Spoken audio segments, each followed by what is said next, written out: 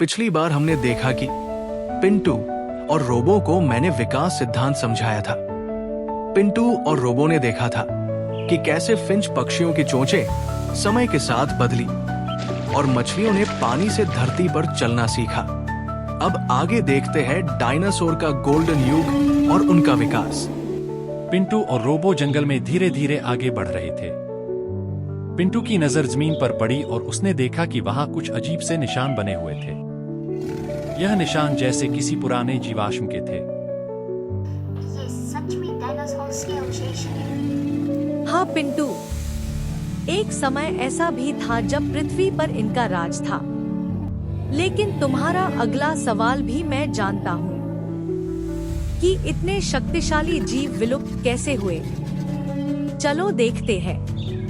लगभग 66 मिलियन साल पहले एक विशाल मेटियोर पृथ्वी से टकराया था।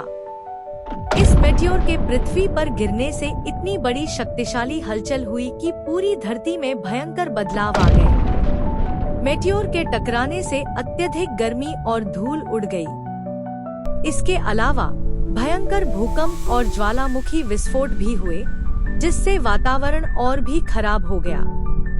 इन सभी कारणों से डायनासोर धीरे धीरे विलुप्त हो गए। ये घटना पृथ्वी पर जीवन के इतिहास में एक महत्वपूर्ण मोड़ थी, जिसने पूरी पृथ्वी के पारिस्थितिकी तंत्र को बदल दिया। डायनासोरों की विलुप्ति के बाद नए जीवों की उपस्थिति का रास्ता खोला। लेकिन क्या तुम जानते हो कि कुछ डायनासोर कभी पूरी तरह विलुप्त नहीं हुए?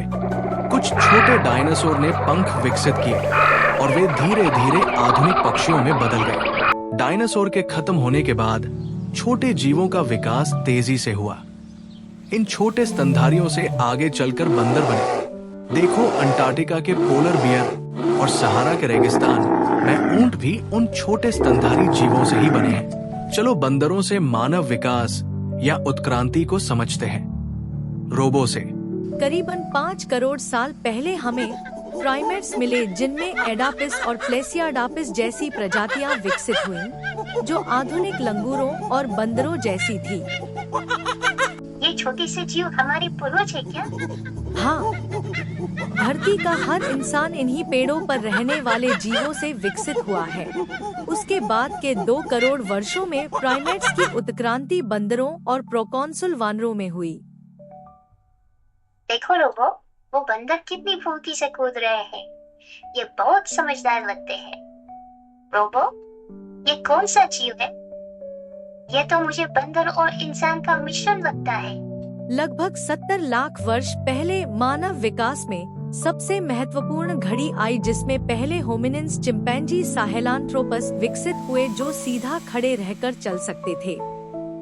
करीब 40 लाख वर्ष पहले साहेलांथ्रोपस विकसित होकर ऑस्ट्रेलोपिथेकस अफारेंसिस बने, जो अब तक के 5 करोड़ वर्षों में सबसे बुद्धिमान जीव थे। यही से मानव सभ्यता का जन्म हुआ। मिलो लूसी से पहली महिला ऑस्ट्रेलोपिथेकस अफारेंसिस चिंपांजी, जिसे हम हमारे पूर्वज के रूप में जानते हैं। ये लूसी है। ये इंसानों की तरह चल रही है, लेकिन इसकी बाजुएं लंबी है। क्या ये पेड़ पे भी चढ़ने में माहिर थी? हाँ, लूसी 2 पैरों पर चल सकती थी और पेड़ों पर भी चढ़ सकती थी। देखो, 25 लाख साल पहले औजार बनाने वाले मानव होमो हैबिलिस कि कैसे ये प्रारंभिक मानव शिकार के लिए पत्थरों को तेज कर रहे हैं। यहीं से इंसानी बुद्धिमत्ता की शुरुआत हुई थी क्या? हाँ पिंटू, इसके ही विकसित रूप होमो इरेक्टस ने लगभग 19 लाख साल पहले आग को निर्माण करना सीखा।